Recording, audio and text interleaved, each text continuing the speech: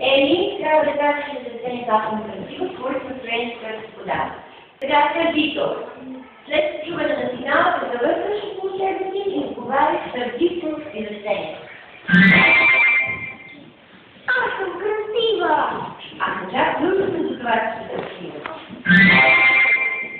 Аз съм красива! А сега да се не умява си това, че си красива. Аз съм красива! А това е по-скоро сърдитост, а явно. И разделите. Като тигър. Аз съм красива!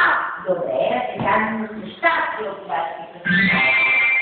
Аз съм красива! А сега възхищение от това, че си красива. Аз съм красива! А сега смислено. Аз съм красива! А сега ужас. Аз съм красива! А сега досада. Аз съм красива! Не, това не е досада. Ще досада. Как се каже на ум? И ще стане. Върни остърни. Аз съм красива! Трябва да това съм красива. Аз съм красива!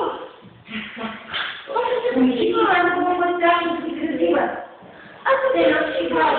После да дадам сигнал, може да повторим да не пъти. Аз съм красива! Аз съм красива! Добре, а сега да се помери от вас красива на мен, на футбол, гости, никой не може да бие по хубаво. Аз съм красива! Да, добре, на мен не може. Не беше